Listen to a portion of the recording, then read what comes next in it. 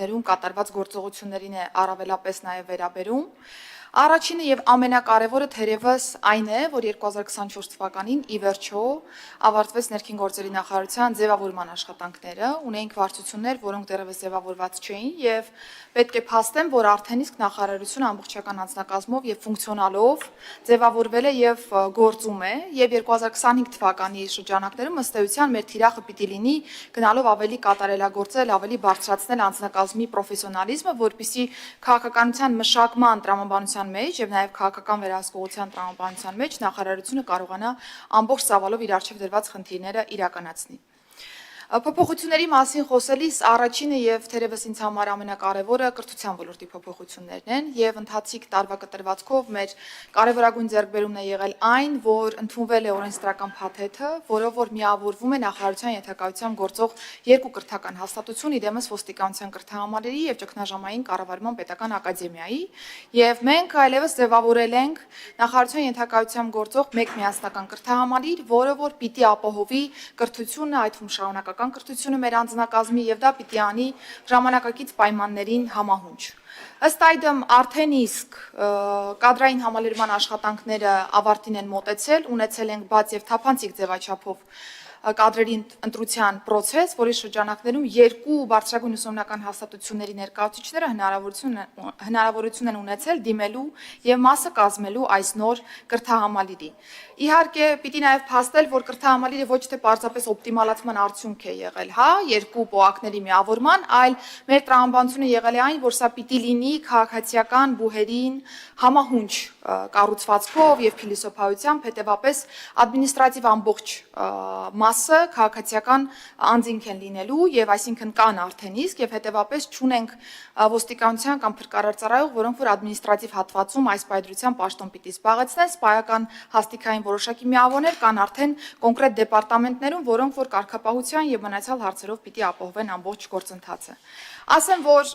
մարդկային ռեսուրսների կառավարման տրամաբանության մեջ ոչ միայն կրթությունն է կարևոր, այլ նաեւ ճիշտ մոդելավորումը, թե մեզ ինչպիսի կադրեր են պետք, կադրերի հավաքագրումը ինչպես պիտի իրականացվի, կադրերի կատարողականը ինչպես պիտի իրականացվի եւ 2024 թվականի կտրվածքով մենք Ամերիկայի Միացյալ Նահանգների մեր գործընկերների հետ համատեղ եւ ՄԱԿ-ի նաեւ զարգացման ծրագրի հետ համատեղ մեկնարկել ենք մի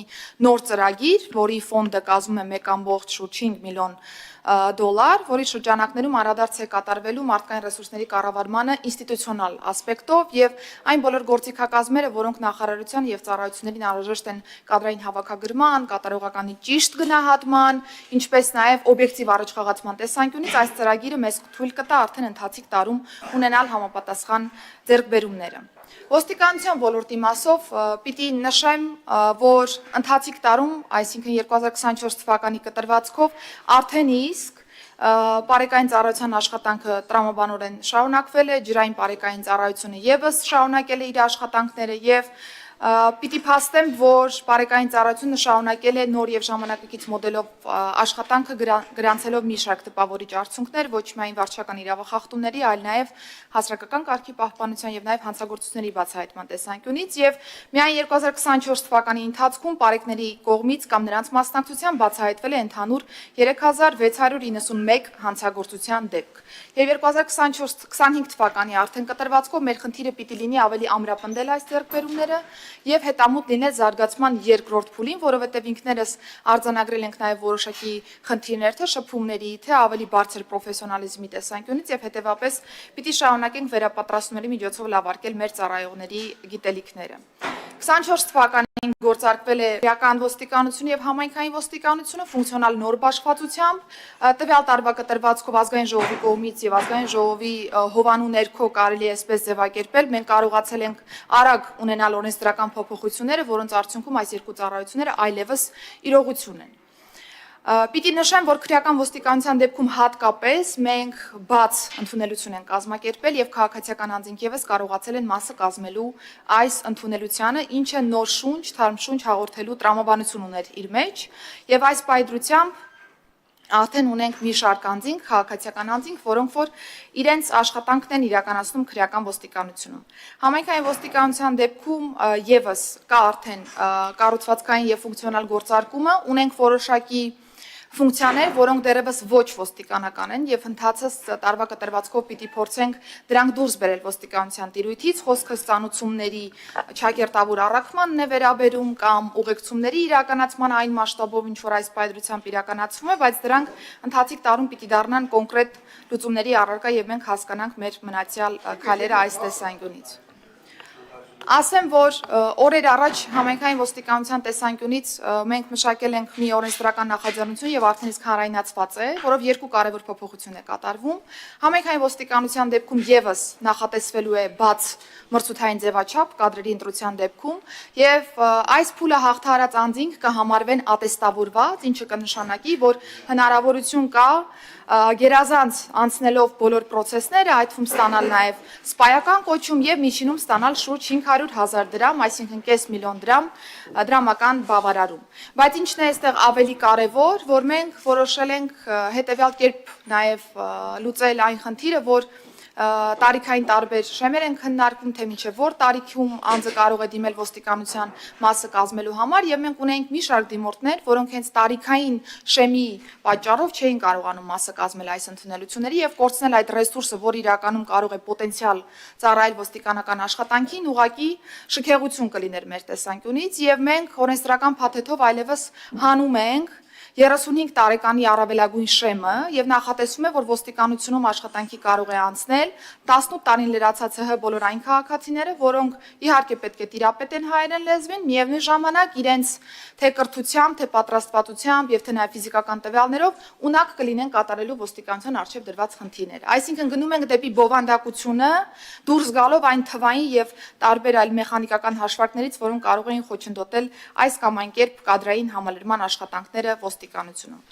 Չորրորդ վերջին հենասյունային ուղղության տեսանկյունից պիտի նշեմ, որ ազգային ժողովի հետ բացառիկ համագործակցության շրջանակներում մենք սկսել ենք հայեցակարգի մշակումից ոստիկանության գվարդիայի ձևավորման եւ հասել ենք արդեն փաստացի նոր օրենքի ընդունմանը եւ արդեն դրա իմպլեմենտացմանը։ Ընդունվել է ոստիկանության գվարդիայի մասին նոր օրենքը, որը հասարակական կարգի եւ անվտանգության ապահովման տեսանկյունից երաշխավորում է նոր ստանդարտներ, այդ թվում ուժային միջոցների գործադրման տեսանկյունից։ Փաստեմ, որ այս տարվա փետրվար ամսից արդեն իսկ ոստիկանության գվարդիայի պոտենցիալ ապագա ծառայողների վերապատրաստումներն ենք լայնածավալ սկսել, ինչու եմ ասում պոտենցիալ, որովհետև կհիշեք, որ գվարդիայի օրենսդրական փաթեթի անցումային դրույթներում մենք այն ծառայողներին, որոնք կրճատվելու են ըստ էության կառուցվածքային փոփոխությունների արդյունքում, հնարավորություն ենք տվել դիմելու վերապատրաստման ծրագրին եւ այն հաջողանցնելու պայմաններում արդեն հավակնելու պաշտոն զբաղեցնելու ոստիկանության գվարդիայի